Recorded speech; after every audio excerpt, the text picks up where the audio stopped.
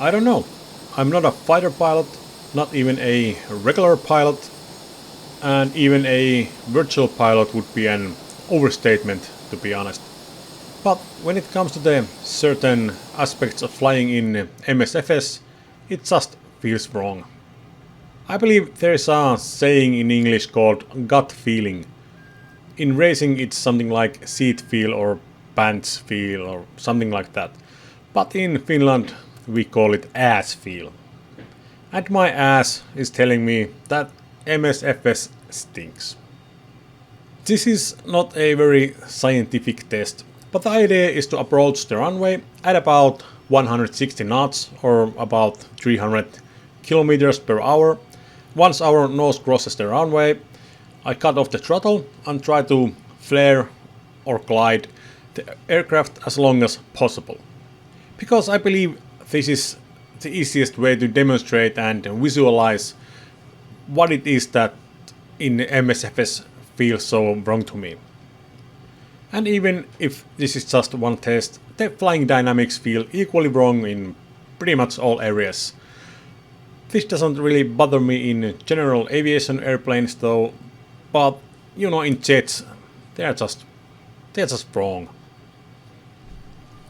So let's start. Here we are in Super Hornet, approaching steadily the runway at about 160 knots, and once we cross over to the runway, I'm going to cut the throttle. Throttle off, and now we are trying to flare as long as possible.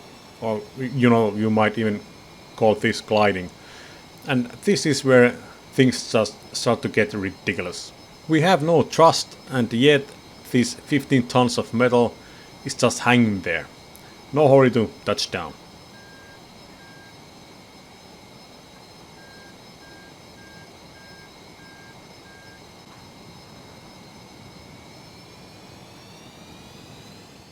So, let's make a little comparison with DCS. Here is the Hornet in C model. Even though this might be the most popular module in DCS, I don't actually own one, I just took a trial. And so I don't really know this module or, its systems. But I'm pretty sure we can repeat the landing. So here we are, approaching the runway at about 160 knots. Throttle off, nice pull, and it actually sits down on the runway. However, I did make a mistake here. MSFS resets the fuel, and so I was flying it with half the fuel. So let's take another go with the DCS, and this time with equal amount of fuel.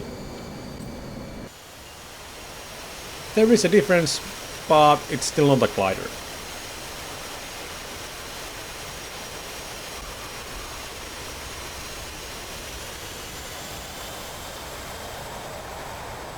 Now let's take a look at Griffin.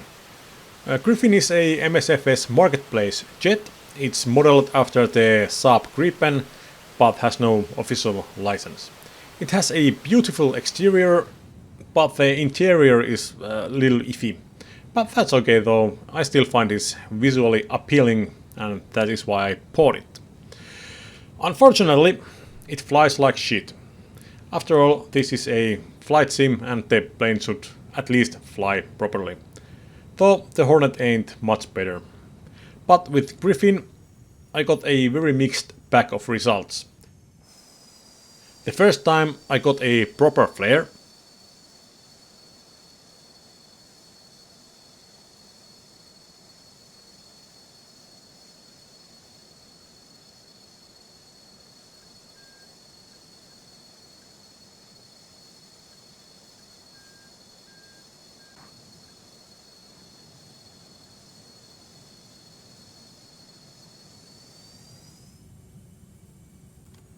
Second time I lost all the control and the plane just landed itself.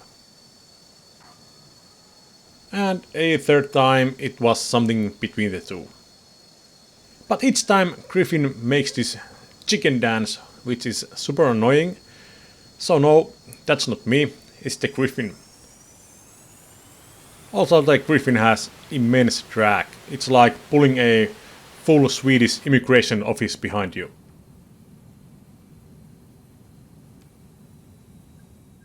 But in DCS we can land a proper submodel, which is the Viken. Approaching at 300, throttle off, and I got a little flare. But the Viken is eager to plant the wheels to the ground.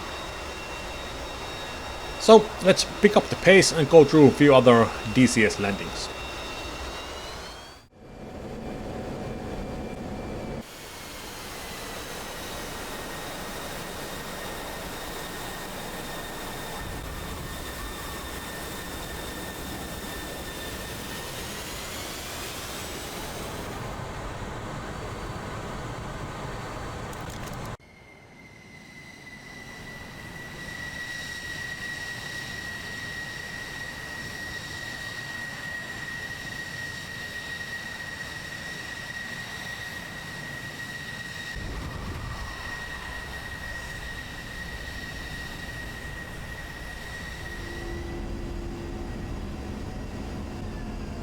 I bet an empty A10 will give MSFS Super Hornet a run for its money, but then again, that wingspan is something else.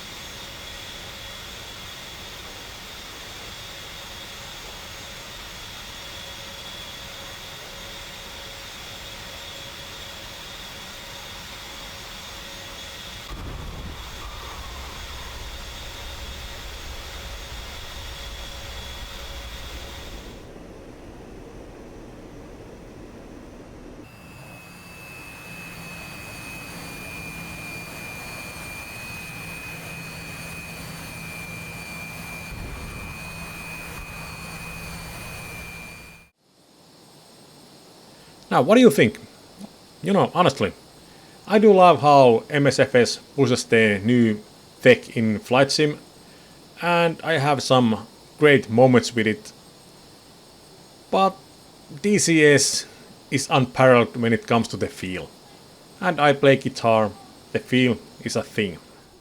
Just to give one final example, here is a simple stunt. I'll just yank the stick to the lap and put the burners on. Just look how they behave.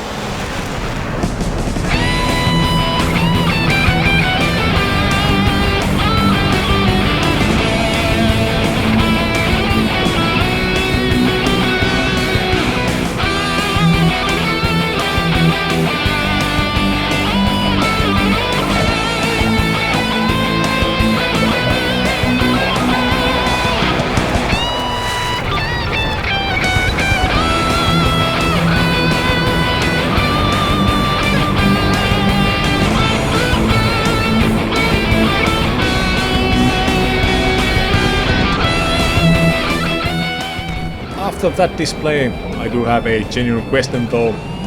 Why the hell I don't own the Hornet yet? Well, take care and have fun and make some proper choices when it comes to flying proper jets. Bye.